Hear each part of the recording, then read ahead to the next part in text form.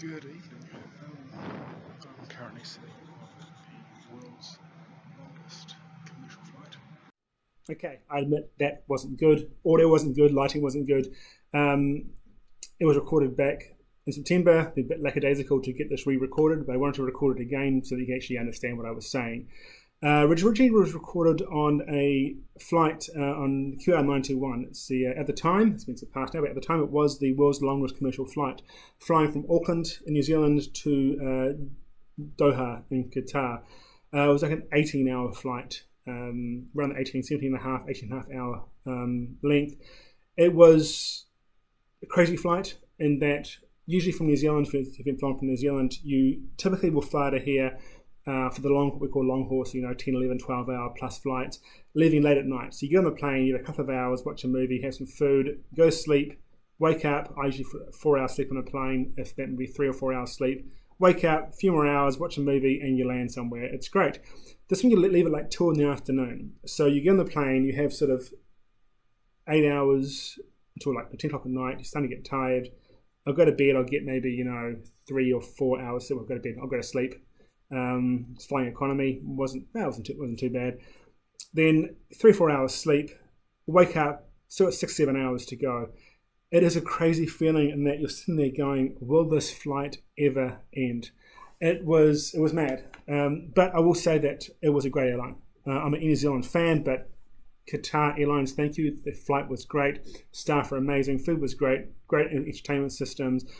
Not quite in New Zealand good in the way that they control the screen itself. New Zealand is the best in the world, but still a great number of things to do on there. And overall, it was just a great flight. Doha is an amazing airport, good lounge there. So generally, I'd probably do it again. I think I might still go through Asia next time and just do sort of a 12-hour flight, break, 12-hour flight, rather than sort of 18 hours, break, 6 hours. I like having that 12 hours seems more reasonable than 18 hours on a plane. So 18 hours just is nuts. For years' time, they're looking at doing Sydney, London, 20 hours on a flight, which is just incredible. If you don't live in Sydney, I think it's worth it. But anyway, on to the topic. So I recorded this back then, and I wanted to record it again so you can actually understand it. Now, the first video we did for this channel was on space law, was on so the law in outer space, the conventions, that sort of thing. And that was a request from a friend of mine, something that was a bit interesting. So I thought, well, why not? So now I want to do something similar, but a bit more down to earth, basically, in not so much in space, but instead of the upper atmosphere. So a plane. What's the law on a plane? Hence why I was recording it on a plane. Now, of course, the issues of recording on a plane, probably worth mentioning. First thing is that, as you saw, horrible audio, horrible lighting. I was using my Surface Pro to record. I have got a 4K camera, but seeing my face in 4K, it's not. I don't like editing videos of myself in 4K, so I thought I'd keep recording on the Surface Pro.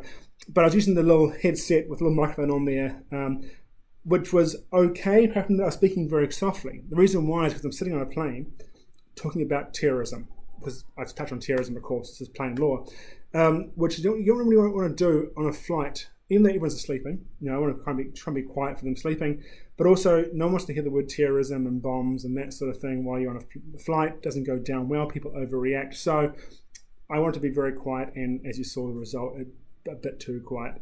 So we're going to doing it again.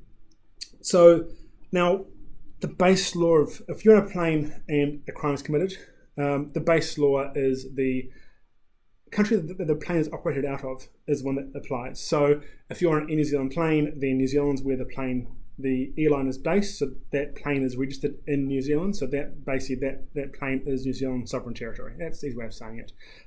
With Qatar, the plane was registered in Qatar, so Qatar was the jurisdiction over that plane in the air.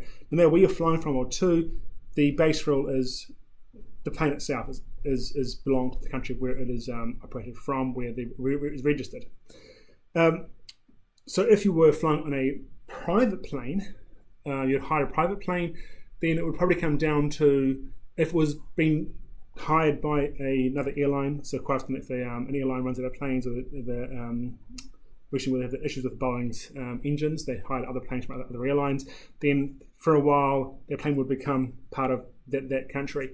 If it was a private jet, rules differ slightly, but we'll stick with the commercial jets for now. It's a bit simpler, at least for a short video.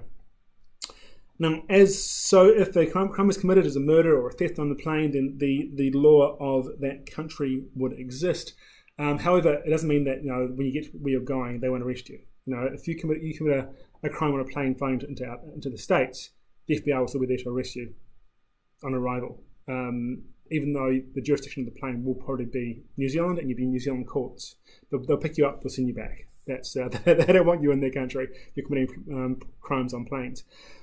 Now, as always with law, there are exceptions. We covered exceptions in space law, and there's exceptions here, and that's why I love the law. First thing is if it involves a crash. If a plane crashes into or hits the land in the country, that country also gets jurisdiction. They get this jurisdiction to investigate the crash. So if a plane goes down in another country, that country looks after the investigation. But they will do it in connection with the country of registration. We'll come to in a second. But what it can lead to is that, of course, the country of registration has jurisdiction because it's their territory.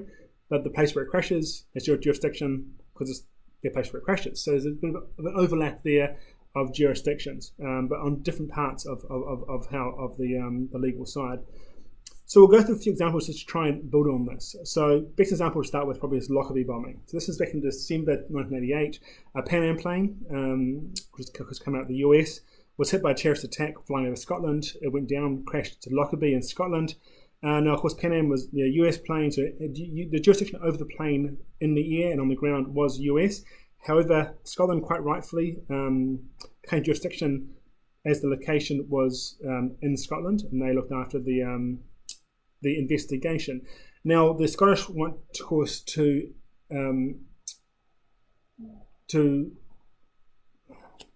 take the people responsible for the action. It was a bomb that was set on the plane. It wasn't a terrorist attack for people on the plane themselves. They set a bomb off, or set to go off.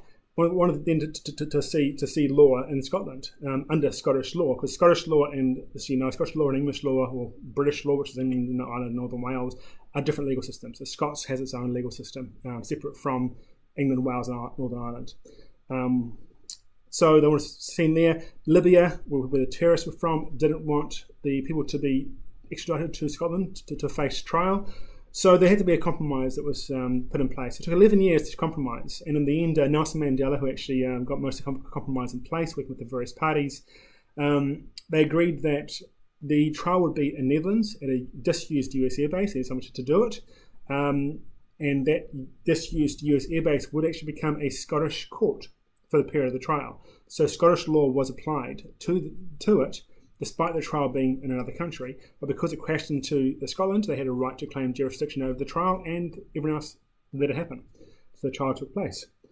Now, more recently, we've had two incidents involving Malaysian Airlines, one in Ukraine and one in Southeast Asia. We're not quite sure where. We'll come to that one second. We'll go to the Ukraine one first, even though it crashed later on. So MH17 was the one that crashed in Ukraine in July 2014. Now, because it crashed in Ukraine had jurisdiction over the investigation. Worth mentioning, there's actually a convention. The Convention of the International Civil Aviation is one that gives the Ukraine jurisdiction over the crash. But under the same convention, they're supposed to work with the country of origin, or the country where the plane registered, being Malaysia. So the Ukraine works with Malaysia on the investigation into what happened. Now, there's a second convention, which is an important convention because this sort of rules the next step of looking at this. So, Convention for the Unification of Certain Rules for International Carriage by Air. We'll call it the Montreal Convention, which is what people generally refer to it as, because it was signed in Montreal, and it's much easier to say. Now, this has a number of rules regarding how airlines handle the victims or the family of the victims. And it gives the right for the family of the victims, or the estates of the victims, people who are on the plane, to seek redress or remedy from the place where the plane crashed, if it can be found that there was some sort of causal link there. In this case, however, of course, it wasn't the Ukrainians shot it down, it was rebels. Whether they were Russian operated or not, who knows. But it was outside the control of the Ukraine. So a second part of the convention then comes through, and that every family of a victim or the state of the victim can seek a payment of 150,000 US. It comes out at 100,000 standard, some sort of UN legalese, because they don't want to say that US dollars rule.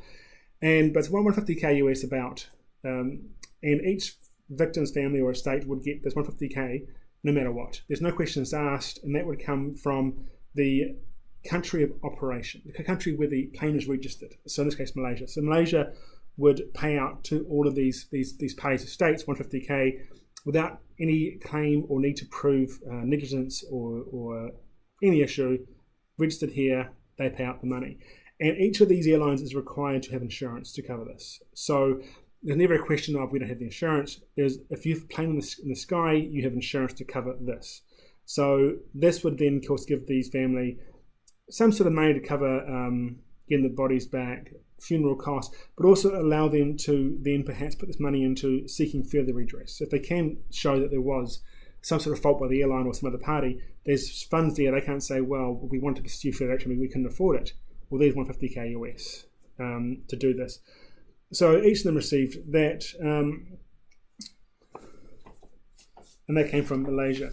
Now, a few months earlier, we had MH370. Now, this is a crazy one in that, of course, the 370 hasn't been found yet. Now, there's lots of theories about it's been found here, it's been found there. It's landed in India. Someone said it landed in Madagascar. It went through a wormhole. Crazy stuff. Nothing conclusive. Nothing's been proved. They've found some parts washed up on Reunion Island near Madagascar. But right now, we can't tell really officially where it went down. No matter what you believe, we can't tell.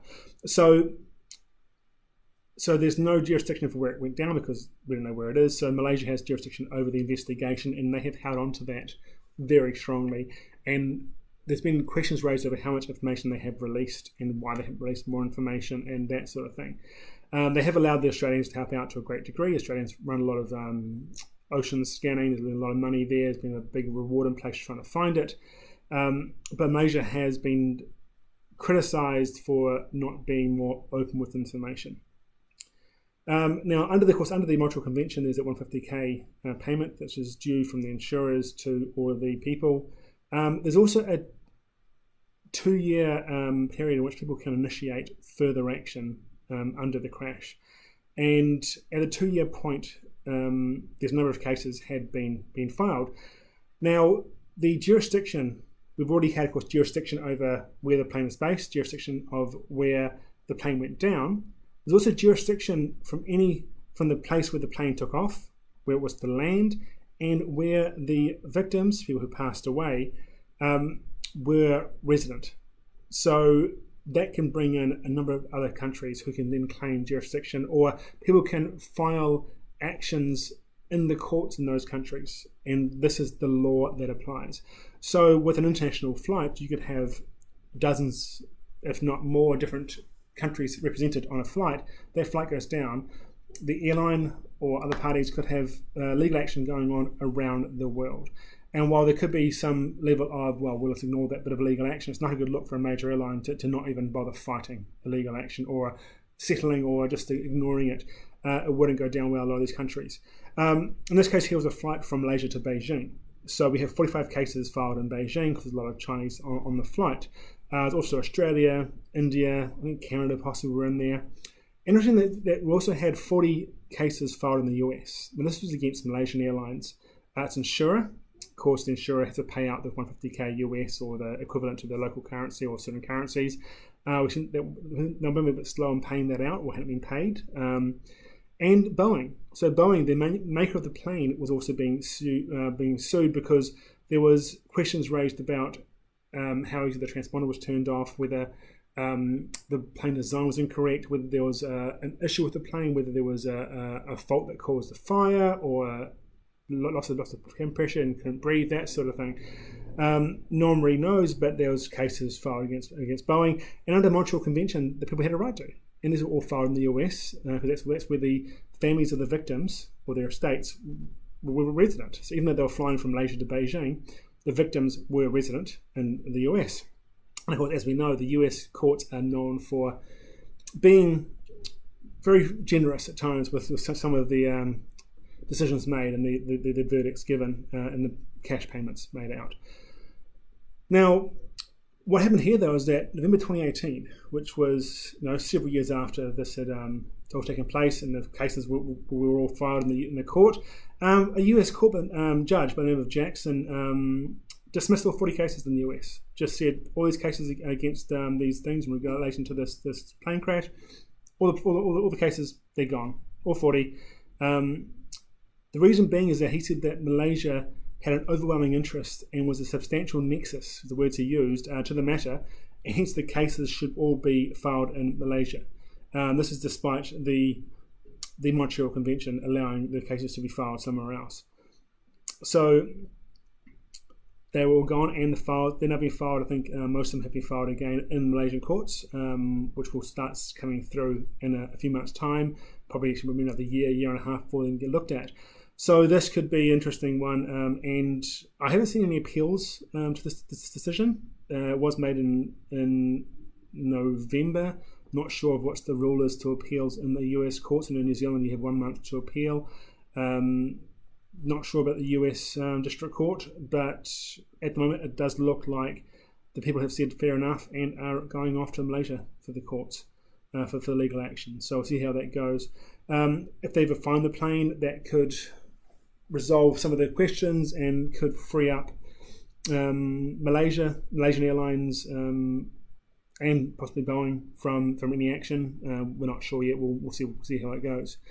Now, I didn't want to end this video talking about terrorism. I wanted something a bit cheerier. So I thought we'd look at perhaps what happens if you gave birth on a plane, or you're born on a plane, where you belong to. Now, the old idea, I think, of being born on a plane or on the land was that where you were born is where you belong to. So if you're born in a country, then that's your country of citizenship. But that rule is long since gone. It's I think New Zealand was a few decades ago that rule was changed. And now it largely depends on the rights of your parents, where they are citizens, where they have a right to residency, and that will make the changes to where they have a right, where the child is a citizen. And the same exists on a plane. So again, if you're on a plane, if on a New Zealand plane, the jurisdiction is New Zealand, but it will come down to what rights you have through your parents to be a New Zealand citizen. And that sort of rule applies around the world. So, for example, in New Zealand, if you were born here, your parents were a citizen or Australian citizen, it's a right to reside here indefinitely, or have a residency here and indefinite residency in New Zealand, then you are a Kiwi. If they don't have those things, then you will get your citizenship from them, from where they have a right to reside. How it applies to who parents don't have a state is a question, and it'll probably come down to, at least in New Zealand, the Ministry of Internal Affairs deciding yes, we'll grant it, no, we won't. The people of being stateless is a very rare situation, very rare. People can claim they're stateless. People down in Christchurch in New Zealand claiming they're stateless because they disavowed their US citizenship. Under New Zealand law, you can't disavow your only citizenship. So if you belong to a country, you can't say, I'm no longer a citizen there, I'm stateless. So it's a very rare situation, and unlikely to happen. At least, really unlikely. Very, very rarely will it happen. However, as always, as I said before, law is full of exceptions. So while you have this law about being born somewhere doesn't make you a citizen, there is a few exceptions to that, and one very notable one.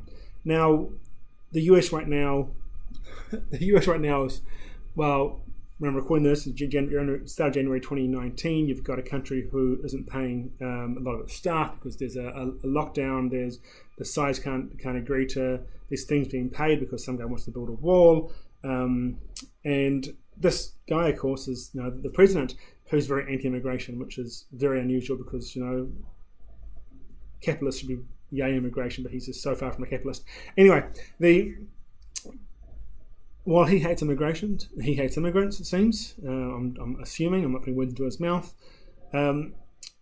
It's one country in which if you are born above the soil, you are a citizen. So if you are there, your parents were illegal immigrants and they got across the border, you were born when you were there, you're an American. Even if that birth takes place up in the air. So if you are flying over the US at the time, or your parents are, and your mother gives birth to you while you are over US soil, no matter how high you are an American. You can claim American citizenship, and they will grant it to you. That is the American law, as far as I understand it. Even if the takeoff and the landing points aren't in the States, so if you're taking off from Canada, flying to Mexico, and a child is born over the US, but not even having been there, that is an American citizen. So I honestly think it's a great rule. I like the idea of where you are born is where you belong. Not belong, but like it is part of who you are. I would hate to have been born in New Zealand and say I'm a Kiwi. I'm proud to be a Kiwi. I'm proud to be Scottish, but I'm also proud to be a Kiwi. And I think that should be how it works everywhere. And it seems that America, which is one of the most anti-immigration countries in the world right now, they're so anti-immigrants. As the leader is, they have this rule which I employ. So to America, things are going crazy over there, but for this one rule, fantastic. And that's this video. So hope you liked it. If you did like it, comment. Any requests for videos, let me know. Subscribe.